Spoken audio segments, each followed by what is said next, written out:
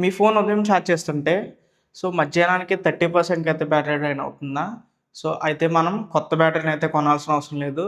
ఉన్న ఫోన్‌తోనే మనం కొన్ని సెట్టింగ్స్ అయితే చేసుకోవాలి. ఈ సెట్టింగ్స్ గనక మీరు చేసుకున్నట్లయితే మామూలుగా అయితే బ్యాటరీ అయితే బావుంటది. ఇప్పుడు నేను మీకు ఒక 10 సెట్టింగ్స్ అయితే చెప్తాను.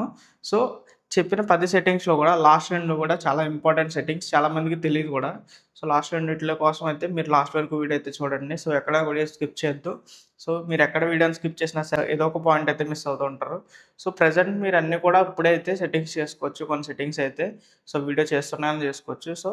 ఈ వీడియోని ఎక్కడ కూడా స్కిప్ చేయొద్దు. Hi friends, welcome back to tech mentor Telugu.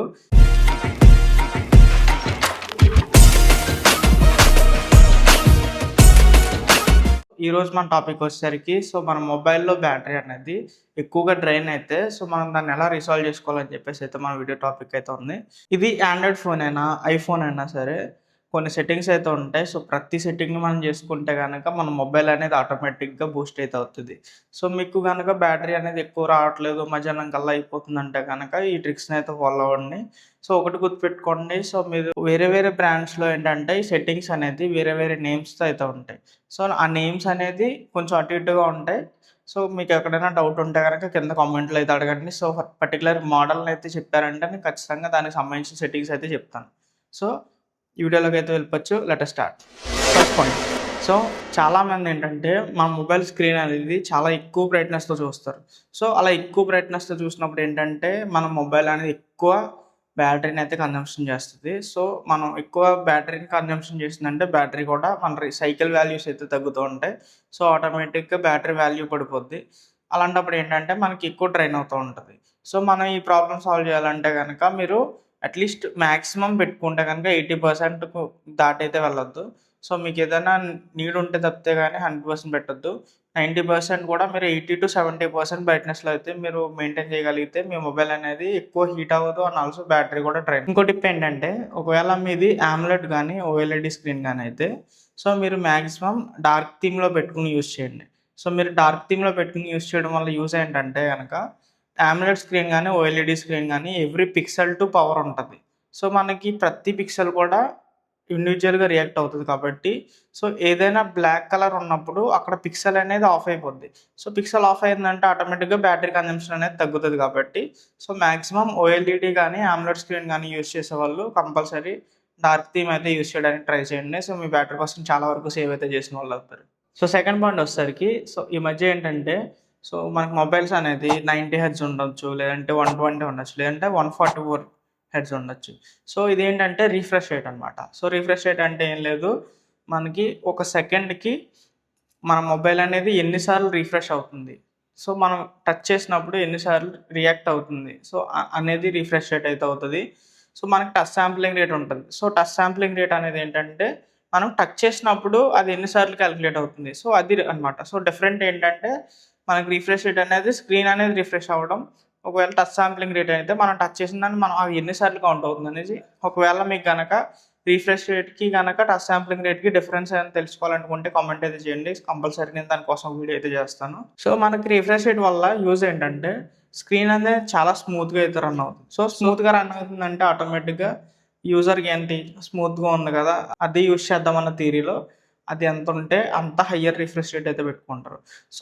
మీరు అక్కడే ఒక తప్పు చేస్తున్నారు. ఏంటంటే మనకి హయ్యర్ రిఫ్రెష్ రేట్ ఉన్నప్పుడు మొబైల్ అనేది బ్యాటరీ ఎక్కువ కన్జంప్షన్ చేస్తది. నా సజెషన్ ఏంటంటే మాక్సిమం మీరు దాన్ని ఆటోలో పెట్టుకోవడానికి ట్రై చేయండి. లేదంటే స్టాండర్డ్‌లో యూజ్ చేయండి. తప్పేం లేదు. మీది ఒకవేళ గనక ఎల్టీపీఓ ప్యానెల్ అయితే గనక మీరు యూజ్ చేసే పనిని బట్టి అదే అడ్జస్ట్ చేసుకుంటది. 0-120 అవ్వచ్చు. లేదా 0-144 హెర్ట్జ్ అవ్వచ్చు. ఆటోమేటిక్‌గా అది అడ్జస్ట్ చేసుకుంటది. మనకి ఎల్టీపీఓ ప్యానెల్ అనేది తక్కువ బడ్జెట్‌లో దొరకడం అయితే కష్టం. ఆటోమేటిక్‌గా ప్రీమియం సెగ్మెంట్‌కి అయితే వెళ్ళిపోవాలి. ఇప్పుడున్న ప్రైస్ హైక్ అయితే ఇంకా ఎక్కువైతే ఉంది ప్రైస్. ఈవెన్ ఐఫోన్స్‌లో కూడా మనకి ఎల్టీపీఓ ప్యానెల్స్ దొరకడం కూడా కష్టంగా ఉంది. మనకి ప్రో మోడల్స్‌లోనే ఉంటున్నాయి ఎల్టీపీఓ ప్యానెల్స్ అనేవి. Third point. మనకి లొకేషన్ సర్వీసెస్ అనేది మన మొబైల్‌లో ఇన్‌స్టాల్ చేసిన ప్రతి యాప్ అయితే అడుగుతది. మీరు ఏంటంటే ఇన్‌స్టాల్ చేసినప్పుడు ఏంటంటే ప్రతీది కూడా అలో చేస్తూ ఉంటారు. మనకి లొకేషన్ అనేది నీడ్ ఉంది ఏంటంటే ఎయిదర్ అయితే గూగుల్ మ్యాప్స్ కావాలి, లేదంటే యాపిల్ మ్యాప్స్ కావాలి. మిగతా ఏ యాప్స్‌కి కూడా మనకు లొకేషన్ అనేది నీడ్ లేదు. సో, అంటే మనకు అంత ప్రయారిటీ లేదు. అలాంటప్పుడు ఏం చేస్తారంటే మీరు సెట్టింగ్స్‌లోకెళ్ళి లొకేషన్ అని టైప్ చేయండి. లొకేషన్ టైప్ చేసిన తర్వాత యాప్స్ వస్తాయి. సో యాప్స్‌లోకి వెళ్లి మనకి ఏ యాప్స్‌కి అయితే మన లొకేషన్ యాక్సెస్ అయితే పర్మిషన్ ఉందో సో అన్నిటిని కూడా ఆఫ్ చేసుకోండి. సో లేదు మీకు ఏదైనా యూజ్ ఉందనుకుంటే గనక అలో వైల్ యూజింగ్ ద యాప్ అని చెప్పేసి ఉంటది. సో దాన్ని సెలెక్ట్ చేసుకోండి. సో ఏంటంటే మీరు ఆ యాప్ యూజ్ చేసినప్పుడే లొకేషన్ అనేది యాక్సెస్ అయితే ఉంటది. సో అదర్‌వైజ్ బ్యాక్‌గ్రౌండ్‌లో అయితే ఎటువంటి యాక్టివిటీ జరగదు. సో మనం ఆటోమేటిక్‌గా ఇవన్నీ వదిలేసి నార్మల్‌గా యూజ్ చేసుకుంటే గనక మన మొబైల్ అనేది ఎక్కువ బ్యాటరీ అయితే కన్జంప్షన్ అవుతది. సర్టెన్ పీరియడ్ ఆఫ్ టైమ్‌లో మనకి బ్యాటరీ కన్జంప్షన్ ఎక్కువైందంటే ఆటోమేటిక్‌గా సైకిల్ కౌంట్ డ్రాప్ అవుతది. అండ్ ఆల్సో పర్సెంటేజ్ కూడా డ్రాప్ అవుతది. లాస్ట్‌కొచ్చేసరికి ఏమవుతది? మన మొబైల్ అనేది బ్యాటరీ అనేది తగ్గుతది. సో కాబట్టి ఈ సెట్టింగ్స్ అయితే చేసుకోండి. So fourth one. సో మనకేంటంటే కొన్ని యాప్స్ అయితే నీడ్ ఉంటది. సో కొన్ని యాప్స్ నీడ్ ఉన్నప్పుడు మనం ఆటోమేటిక్‌గా ప్లే స్టోర్ నుంచి కానీ, యాప్ స్టోర్ నుంచి కానీ డౌన్‌లోడ్ అయితే చేస్తాం.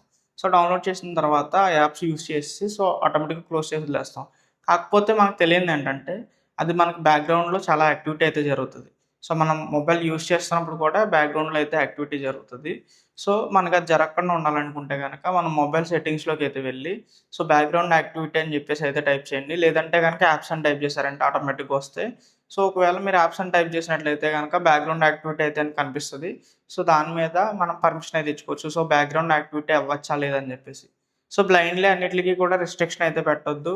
ఎందుకంటే కొన్ని వాట్సాప్ అవ్వచ్చు, లేదంటే ఈమెయిల్స్ అవ్వచ్చు. సో ఇలాంటి ఏదైనా మెసేజింగ్ యాప్స్ అవ్వచ్చు. ఇలాంటివి ఏవైనా సరే బ్యాక్‌గ్రౌండ్ యాక్టివిటీ అనేది ఆఫ్ చేసినట్లయితే మనకేదైనా మెసేజ్ వచ్చినా సరే, మెయిల్స్ వచ్చినా గానీ లేట్‌గా అయితే రావడం జరుగుతది. సో బ్లైండ్‌లీ అన్నిట్లికి కూడా రిజెక్ట్ అయితే చేయొద్దు. సో కొన్నిట్లికైతే యాక్సెస్ అయితే ఇవ్వండి. So next one so fifth point అనమాట. మనకేంటంటే ఇప్పుడు 5జీ యూజ్ చేస్తున్నారు చాలామంది. సో చాలామంది 5జీ యూజ్ చేస్తున్నారు కాబట్టి మనకేంటంటే 5జీకి అలవాటు పడిపోయి మన 4జీ నెట్వర్క్ అనేది అవాయిడ్ చేస్తున్నారు. కాకపోతే గ్రౌండ్ రియాలిటీలోకెళ్తే సో కొంతమంది ఏరియాస్ ఉంటాయి. సో ఆ ఏరియాస్‌లో మనకి 5జీ అనేది ఫుల్ ఫ్లెడ్జ్డ్‌గా వర్కౌట్ అవ్వదు. సో వీక్‌గా ఉంటాయి సిగ్నల్స్. సో ఆ టైంలో మనం ఏం చేస్తాం, నార్మల్‌గా మనం వచ్చిన సిగ్నల్ ఎక్కడొస్తాయి అని చెప్పేసి ఫ్లక్చుయేషన్స్ ఉంటాయి. కానీ వాడేస్తూ ఉంటాం.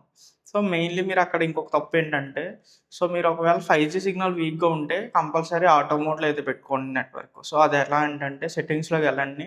సో నెట్వర్క్స్ అయితే సెట్ చేయండి. సో నెట్వర్క్స్‌లోకెళ్ళిన వెంటనే మనకి సిమ్స్ అయితే కనిపిస్తాయి కదా! సో అక్కడ 5జీ అని చెప్పేసి ఒక మోడ్ అయితే ఉంటది. సో 5జీ అనేది ఆటోలో పెట్టుకోవడానికి ట్రై చేయండి. సో ఆటోలో పెట్టుకున్నట్లయితే మీకు ఉన్న సిగ్నల్‌ని ఆటోమేటిక్‌గా తీసుకుంటది. ఒకవేళ సిగ్నల్ ఫుల్‌గా ఉంటేనే గాని 5జీకి అయితే స్విచ్ అవ్వదు. లేదు ఇంకా నేను సేఫ్‌గా వాడుకుంటా నాకు మెయిన్ బ్యాటరీ ఇంపార్టెంట్ అనుకుంటే డైరెక్ట్‌గా 4జీలో అయితే పెట్టుకోండి. మీరు ఒకవేళ ఫుల్‌గా సిగ్నల్స్ ఉన్న ఏరియాకెళ్ళినప్పుడైతే 5జీ మీరు మాన్యువల్‌గా అయితే ఆపరేట్ చేసుకోవచ్చు. దానివల్ల మనకు మైనస్ ఏంటంటే ఎక్కువగా 5జీ లేని టైంలో అది మనకు ఫోన్ అనేది 5జీ సిగ్నల్ కోసం వెతుకుతూ ఉంటది. సో ఆ టైంలో ఏంటంటే మన మొబైల్ బ్యాటరీ అనేది ఎక్కువ ప్రెషర్ తీసుకుంటది. సో అక్కడ పవర్ ఇవ్వాలి కాబట్టి ఎక్కువ ప్రెషర్ అవుతది. సో ఆ ప్రెషర్‌లో అనేది మన మొబైల్ అనేది డ్రైన్ అయితే అవుతది. సో ఇక్కడ కూడా మనకి బ్యాటరీ అనేది రిస్క్ అయితే అవుతది. సో మాక్సిమం మీకు 5జీ కవరేజ్ లేకపోతే గనక మీరు 4జీలో యూజ్ చేయడానికి ట్రై చేయండి. సో లేదు ఎక్కువ ప్రొడక్టివిటీ చేస్తూ ఉంటాం. సో మనకి బ్యాటరీ ఇంపార్టెంట్ కాకపోయినా గానీ మనకు 5జీ ఇంపార్టెంట్ అయితే గనక మీరు యాక్టివ్ అయితే చేసుకోవచ్చు. దాంట్లో ప్రాబ్లమ్ అయితే ఏం లేదు. సో మెయిన్‌లీ ఇదొక పాయింట్. సో బ్యాటరీ అనేది డ్రైన్ అవ్వడానికి. సో సిక్స్త్ వన్ వచ్చేసరికి ఆల్వేస్ ఆన్ డిస్‌ప్లే చాలామంది ఎక్కువగా యూజ్ చేస్తున్నారు. ఏంటంటే ఇప్పుడొచ్చే ఫోన్స్‌లో ఆల్వేస్ ఆన్ డిస్‌ప్లే కూడా వస్తుంది. సో మనకు ఆల్వేస్ ఆన్ డిస్‌ప్లే వల్ల అడ్వాంటేజెస్ కంటే డిసడ్వాంటేజెస్ ఎక్కువుంటాయి. సో ఎందుకంటే మనం మొబైల్ పక్కన పెట్టేసినా సరే డిస్‌ప్లే అనేది ఆన్‌లోనే ఉంటది. సో ఆటోమేటిక్‌గా మనకు బ్యాటరీ అనేది ఎక్కువ కన్జంప్షన్ అయితే అవుతది.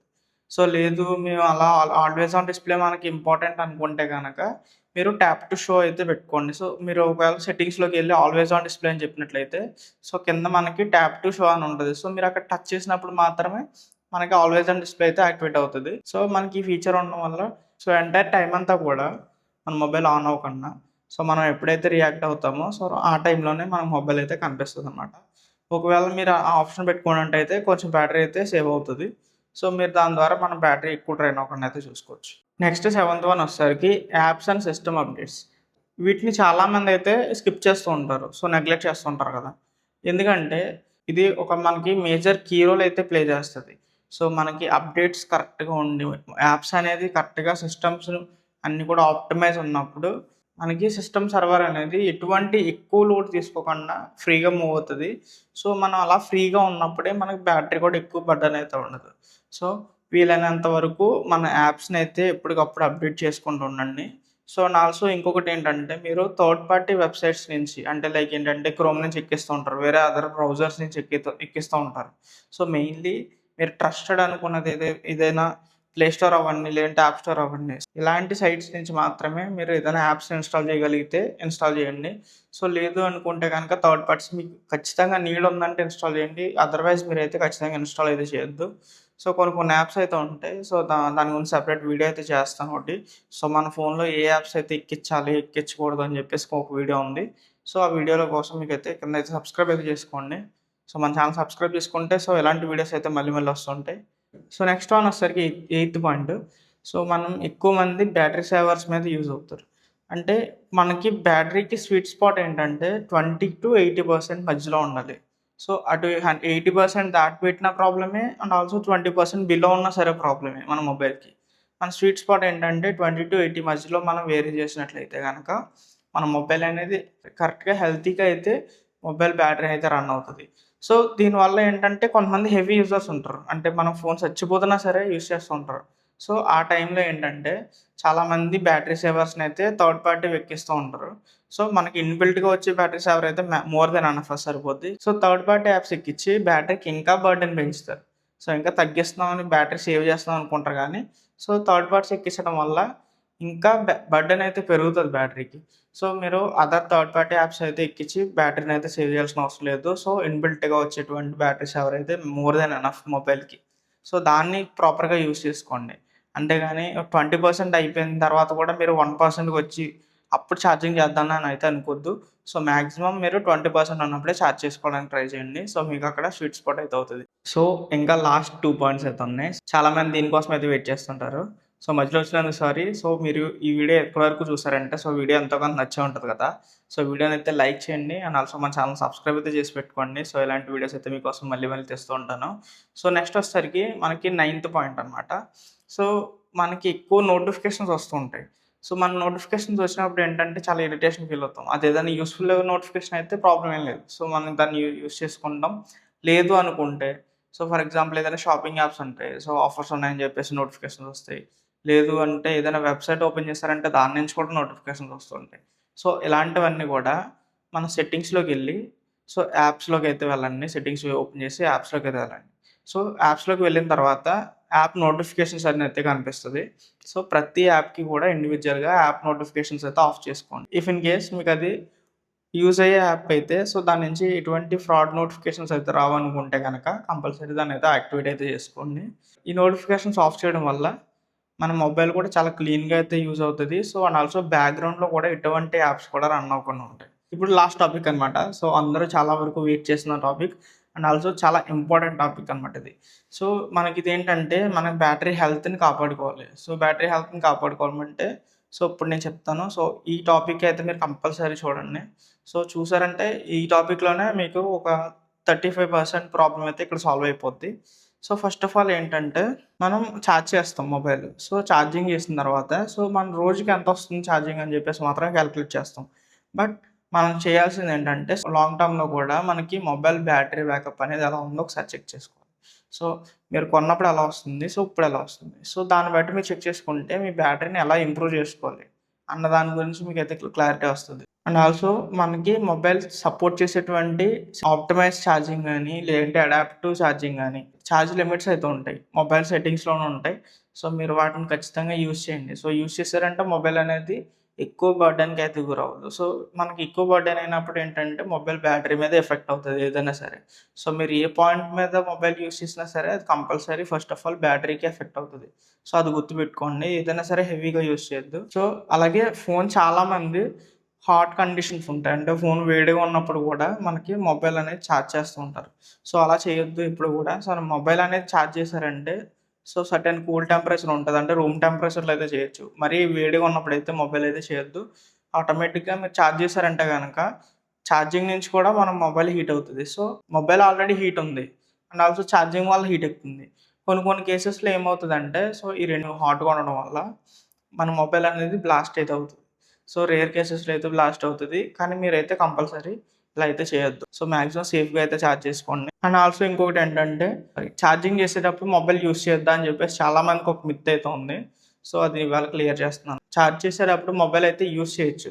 బట్ ఎక్కడ యూజ్ చేయొద్దంటే మీరు ఒకవేళ హెవీ ఎడిటింగ్ గానీ, లేదంటే హెవీ గేమింగ్ లైక్ బీజీఎంఐ గానీ, కాల్ ఆఫ్ డ్యూటీ గానీ, సో ఇలాంటి గేమ్స్ ఉంటాయి కదా! సో వైల్ మీరు ఛార్జింగ్ చేసినప్పుడు మీరు అటువంటి గేమ్స్ గానీ, లేదంటే హెవీ వీడియో ఎడిటింగ్ గానీ అయితే చేయొద్దు.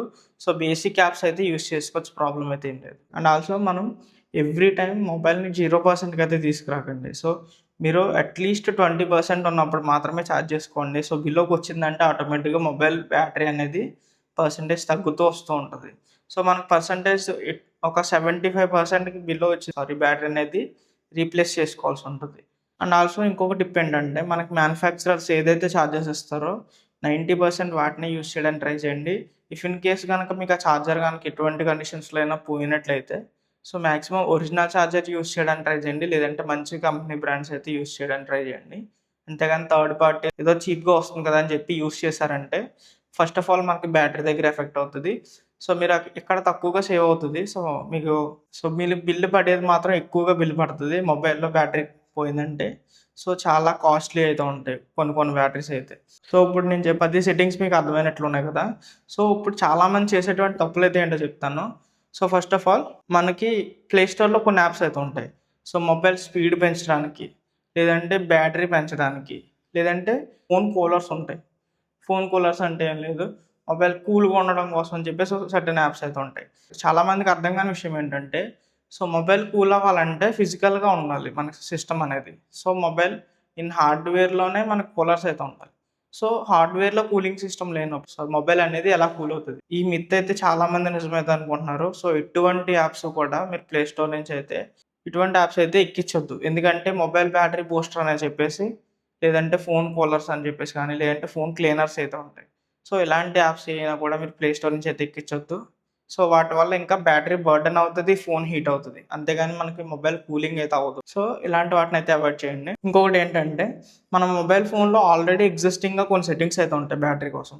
సో వాటిని మాక్సిమం యూజ్ చేయడానికి ట్రై చేయండి. అంతేగాని థర్డ్ పార్టీ మీద అయితే యూజ్ చేయొద్దు. నెక్స్ట్ వచ్చేసరికి మన మొబైల్ సెట్టింగ్స్‌లోకెళ్తే గనక సో బ్యాటరీ ఆప్టిమైజేషన్ అయితే ఉంటది.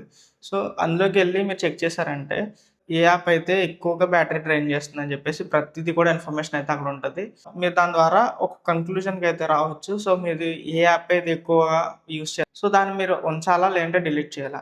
అని చెప్పేసి మీకు ఒక క్లారిటీ అయితే వస్తుంటది.